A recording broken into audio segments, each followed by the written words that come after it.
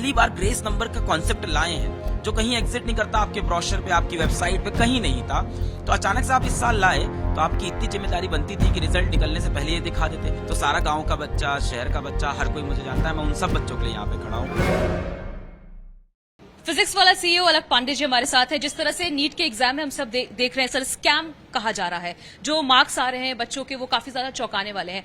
आप बच्चों को पढ़ाते हैं, आपको पता है शुरू से कि मार्क्स का जो क्राइटेरिया होता है, जो स्टैंडर्ड होता है, वो कैसे होता है। आखिर ये वजह क्या है, क्यों इस तरह की चीजें सामने आ रही हैं इस साल? अब इसकी वजह क्या है, ये बात तो मुझे लगता है एनटीए को क्लैरिफाई करनी चाहिए। अगर आप बात कर रहे हो तो जैसे 720 जो पूरे के पूरे नंबर होते थे, वो हर वर्ष या तो 1 या तो 2 या तो 3 बच्चों के मैक्स टू मैक्स आते थे। इस बार 67 बच्चों के 720 में से 720 आए। और इनमें सबसे बड़ी जो चौंकाने वाली बात है कि पूरे के पूरे नंबर 720 में से 720, 6 बच्चे ऐसे हैं जो एक ही सेंटर में बैठे थे और उनके पूरे के पूरे नंबर आए हैं। जब हमने इसके लिए 2-3 दिन तक एक डिजिटली एक पूरा कोशिश किया, प्रयास किया कि एनटीए इसका जवाब दे, हमने वीडियोस बनाए, वायरल हुए, हमने ट्वीट की, तब जाके कल रात को एनटीए ने उत्तर दिया है कि हमने बहुत से बच्चों को ग्रेस नंबर दिए हैं क्योंकि सेंटर पे उनके समय का नुकसान हो गया था, कॉपी देर से मिली थी, गलत कॉपी मिली, तो हमने उनको ग्रेस नंबर दिए हैं। पर कितने ग्रेस नंबर दिए हैं, वो कह रहे हैं हमने इतने ग्रेस नंबर दिए हैं कि एक बच्चा 720 भी पहुंच सकता है। कितने बच्चों को 720 पहुंचाया? 6 बच्चों पर। कितने बच्चों को उन्होंने 715 पहुंचाया? नहीं पता। 705 पहुंचाया? नहीं पता। टोटल वो बोल रहे हैं हमने 1563 बच्चों को ग्रेस नंबर दे दिए हैं।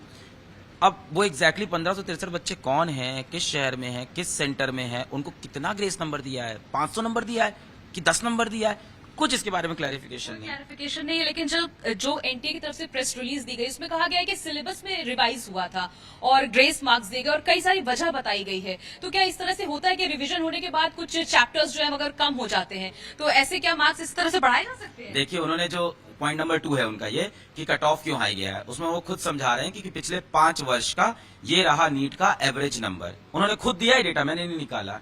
तो उन्होंने बताया है 2020 से 2021 में जो एवरेज नंबर है बच्चों का वो कम हो रहा है। 2021 से 2022 में जो एवरेज नंबर है बच्चों का क्या हो गया, उन्होंने बताया 2020 से 21 में जो बच्चों का एवरेज नंबर है वो कम हो रहा है। 2021 से 22 में फिर एवरेज नंबर कम हुआ है। 22 से 23 में एवरेज नंबर 20 बढ़ा है और 23 से 24 में 44 नंबर बढ़ रहे हैं। मतलब वो खुद एग्री कर रहे हैं कि ऐसा नहीं है कि हर साल पेपर में स्कोर बढ़ता जा रहा है, कई बार घटता भी है और इस साल जो बढ़ा है वो सबसे ज्यादा है। मैं एकदम एक लाइन में आपको समझाऊं, एनटीए ने नीट की परीक्षा 2016 से कराने स्टार्ट की, आज 2024 में बैठे हैं। हर साल कुछ सेंटर पे टाइम का नुकसान होता है, पेपर गलत बढ़ जाता है, समय बर्बाद हो जाता है। पिछले 7 साल में क्यों नहीं ग्रेस नंबर मिले किसी बच्चे को? Point number 1। अचानक से ऐसा क्यों होता है कि एक साल में, और ये एनटीए अभी खुद बोल रहा है कि 1563 बच्चों को हमने ग्रेस नंबर दिए हैं, लिस्ट भी नहीं है। एक साल में अचानक ऐसा क्या हुआ कि 1563 बच्चों की आवाज उन्होंने सुन ली पहली बार और ग्रेस नंबर बांट दिए? तीसरा बहुत इंपॉर्टेंट सवाल, और ये सब एनटीए के रिप्लाई पे है। एनटीए ने अपने रिप्लाई में कल बोला है कि 4 स्टेट के कुछ सेंटरों में, 4 स्टेट है पंजाब, हरियाणा, दिल्ली, छत्तीसगढ़, इनके फ्यू सेंटर्स पे टाइम का लॉस हुआ है तो हमने ग्रेस नंबर दिए हैं। ठीक है, तो 4 स्टेट के फ्यू सेंटर पे आपने ग्रेस नंबर दिए। तो हरियाणा के एक झज्जर सेंटर पे ही 720 क्यों है? 719 भी वही है, 718 भी वही है। दिल्ली के सेंटर पे ऐसा क्यों नहीं हुआ? क्योंकि आप ग्रेस तो बराबरी से दे रहे होगे हर जगह, तो बाकी सेंटर पे ये चीजें क्यों नहीं हो रही है एक ही सेंटर से? तो बहुत ही ये सब चीजें ऐसी है कि ट्रांसपेरेंट नहीं है। यहाँ पे जो राइट टू इन्फॉर्मेशन है उसका पूरा वायलेशन है। तो अभी एक बार ट्रांसपेरेंट करो, दिखाओ कि 1563 बच्चे कौन है, कैसे हैं। आपने एनटीए पे बहुत सारे सवाल उठा दिए। ऐसा नहीं कि आप ही जो बच्चे हैं, पेरेंट्स से बहुत लाखों रुपए खर्च करते हैं हर साल पेरेंट्स नीट की तैयारी कराने में। अब बच्चे इसलिए परेशान हैं कि पहले जब 600 से ज्यादा मार्क्स आते थे बच्चों के तो अच्छे कॉलेज मिल जाते थे, लेकिन अब जब कट ऑफ हाई जाएगा तो अच्छे कॉलेजेस मिलेंगे नहीं। और एम्स और तमाम सारे जो कॉलेजेस हैं सरकारी, खासतौर पर गवर्नमेंट कॉलेज में बच्चे फोकस करते हैं, तो वो तो अब तो पहुंच के बाहर हो जाएगा वो सब। देखिए, नीट के अंदर कुल अगर मैं सीट देखूं डॉक्टर बनने की तो 1 लाख के आसपास है, पर इसमें से 40,000 सीट ही ऐसी है जो सरकारी है, जहां कम फीस में एडमिशन हो सकता है। तो सारा बच्चा लड़ रहा है इन 40,000 सीट के लिए। अब जो आपने बोला सीट की बात, तो सबसे पहली बात कि जो आपका 720 में से 720 है वो 67 बच्चे हैं। और सबसे टॉप कॉलेज जिसको आप मानते हो एम्स दिल्ली, वहां पे अगर मैं देखूं एक कोहर्ट ले लेते हैं जनरल कोहर्ट, तो वहां पे जनरल कोहर्ट के अंदर 46 सीट है। यानी जिस नंबर के बच्चे के पूरे नंबर आए हैं वो भी आज एम्स दिल्ली नहीं पहुंचेगा, सारा का सारा 67 तो सारा पहुंचेगा नहीं। तो कुछ बच्चा नहीं पहुंचा, वो मतलब फिर कैसे एम्स दिल्ली पहुंचे? फिर रास्ता क्या बचा है आपके पास? दूसरी बात, ये तो हो गई 720 की बात। नीचे चलते हैं, 640 नंबर के ऊपर पिछले वर्ष रैंक बनी थी 10,000, इस बार 640 पे रैंक बनी है 40,000। और 40,000 ही सीट है, इसमें जनरल की कुछ कम सीट होगी, यानी 640 से पिछले साल रैंक थी 10,000, बच्चा आसानी से गवर्नमेंट मेडिकल कॉलेज में एडमिशन ले रहा था। इस बार 640 वाला बच्चा रो रहा है। कहीं इस रोने का कारण ग्रेस नंबर तो नहीं या कोई और मिस्टेक तो नहीं, इस बात का क्लैरिफिकेशन तो दे।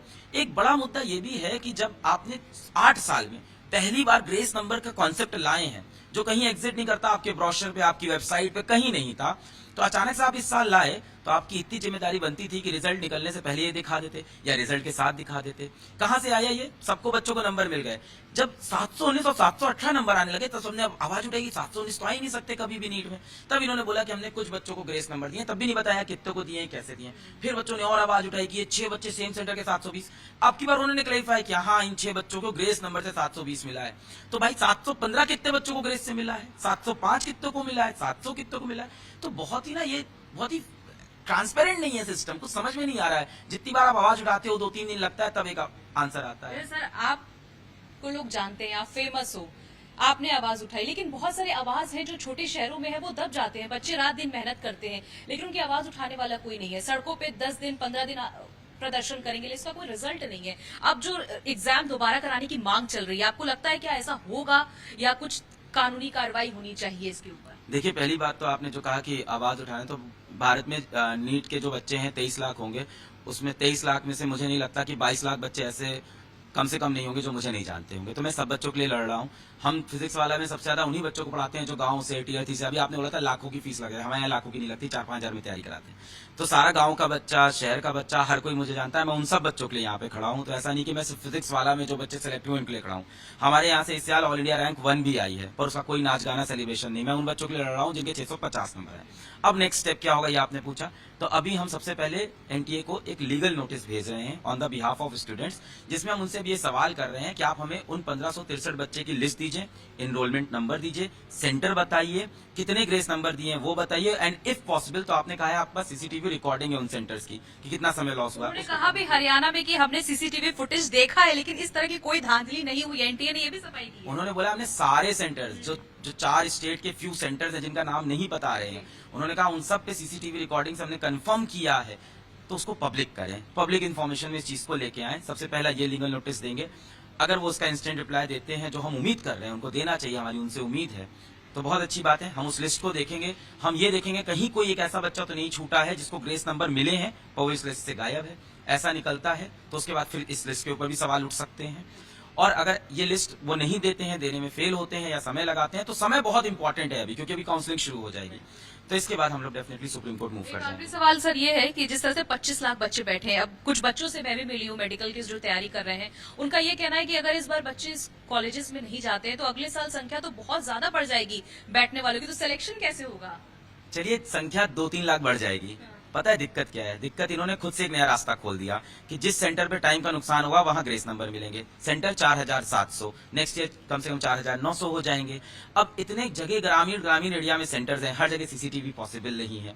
किस सेंटर पे, अब यहाँ पे मतलब एक मिसहैप होने के बहुत बड़े चांस हैं कि नेक्स्ट ईयर जो अभी ये 1563 बोल रहे हैं, ये नंबर नेक्स्ट ईयर 1.5 लाख भी हो सकता है कि हर जगह सेंटर पे बच्चों ने कहीं इन्विजिलेटर से बात कर ली कि पेपर ही मत बांटना।